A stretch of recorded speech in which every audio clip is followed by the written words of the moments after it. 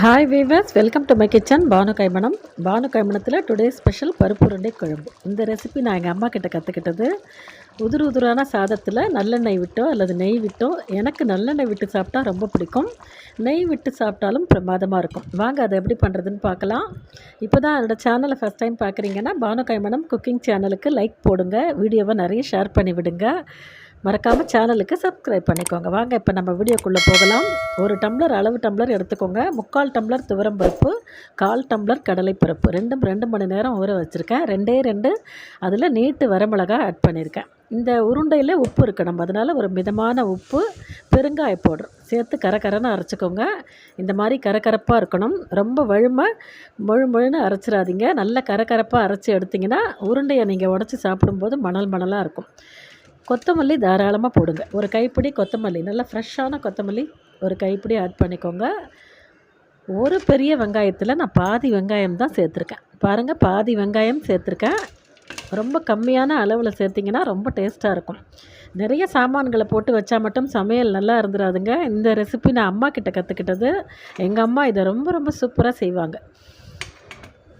அவங்கக்கிட்ட பார்த்து கற்றுக்கிட்ட ரெசிபி இது. நான் சொல்கிற இதே மெத்தடில் செஞ்சு பாருங்கள், உங்களுக்கும் சூப்பராக இருக்கும். இந்த குழம்பையே நீங்கள் நல்லெண்ணெயில் தான் வைக்கணும். குக்கிங் நல்லெண்ணெய் நான் ஆட் பண்ணியிருக்கேன் பாருங்கள். இதை நல்லெண்ணெயில் வைக்கும்போது அவ்வளோ டேஸ்ட்டாக இருக்கும். தாளிப்புக்கு ஒரு வரமிளகா, ஒரு கட்டி பெருங்காயம், 1 டீஸ்பூன் துவரம்பருப்பு, 1 டீஸ்பூன் கடுகு, 1 டீஸ்பூன் வெந்தயம். இதெல்லாம் நல்லா பொரிஞ்சு வந்தோன்னா கட்டி பெருங்காயம் சேர்க்கிறேன். கட்டி பெருங்காயம் கண்டிப்பாக சமையலில் பயன்படுத்துங்க. அதில் மட்டும்தாங்க வாசனையும் இருக்குது, உடம்புக்கும் ரொம்ப நல்லது.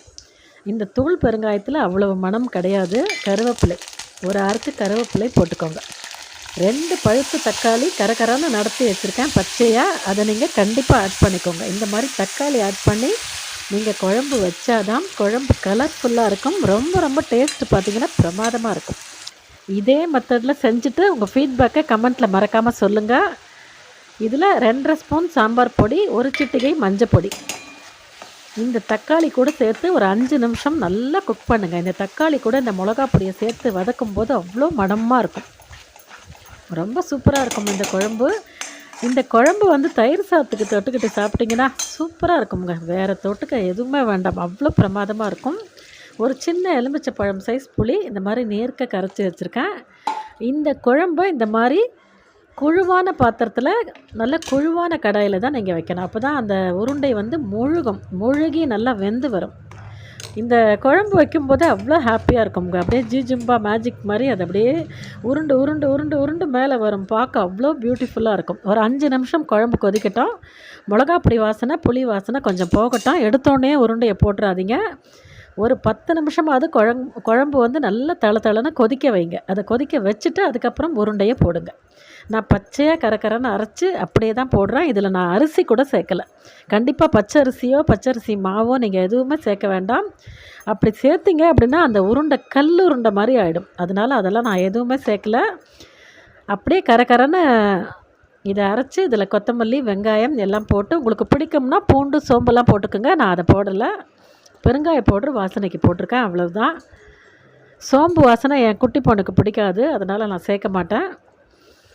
இது இந்த மாதிரி கடாய் ஃபுல்லாக நம்ம குழம்பு வச்சுட்டு உருட்டி போட்டிங்கன்னா அப்படியே ரொட்டேட் ஆகி அது ஜிம்பா அப்படின்னு மேஜிக் மாதிரி வரும். பார்க்கவே அவ்வளோ சந்தோஷமாக இருக்கும்.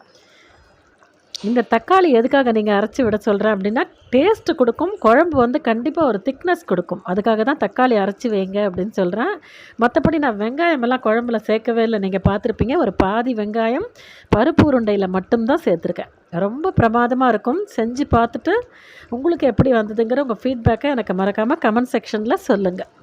பாருங்கள், அப்படியே ரொட்டேட் ஆகுது பாருங்கள். அப்படியே உருண்டு அது வேகும். உங்களுக்கு தெரியுதா பாருங்கள், கொஞ்சம் கிட்ட காமிக்கிறேன். அப்படியே உருண்டு வெந்த அது நல்லா வெந்துருச்சுன்னு நீங்கள் எப்படி தெரிஞ்சுக்கலான்னு பார்த்தீங்கன்னா, எல்லாமே மேலே மிதக்க ஆரம்பிச்சிடும். பாருங்கள், நான் போட்டதுக்கும் இப்போ அது வெந்து ஒன்றா மேலே எழும்பி வருது பாருங்கள். அப்படியே லேசாக டிஸ்டர்ப் பண்ணாமல் கிளறி விடுங்க. லேசாக ஒரு திருப்பு விட்டிங்கன்னா போதும். நம்ம போட்ட அத்தனை உருண்டைகளும் தானாகவே வெந்து மேலே எழும்பி வரும். இன்னும் கொஞ்சம் குழம்பு திக்னஸ் வரட்டும், நான் காமிக்கிறேன் உங்களுக்கு. இப்போ பாருங்கள், குழம்பும் நல்ல திக்காக இருக்குது. உருண்டை எல்லாமே ஆல்மோஸ்ட் வெந்து மேலே வந்துருச்சு. ரொம்ப ரொம்ப கலக்கலான ஒரு குழம்பு. புரோட்டீன் வந்து ரொம்ப ரிச்சான ஒரு குழம்பு. வளர்கிற சின்ன பசங்களுக்கு கண்டிப்பாக இதே மாதிரி செஞ்சு கொடுங்க. அவங்களுக்கு உடம்புக்கு புரோட்டீன் சத்து நிறைய கிடைக்கும். இதை பொரிச்செல்லாம் சில பேர் செய்வாங்க. பொரிச்செல்லாம் நாங்கள் செய்ய மாட்டோம். பச்சையாக தான் நான் உருண்டைகளை சேர்த்துருக்கேன்.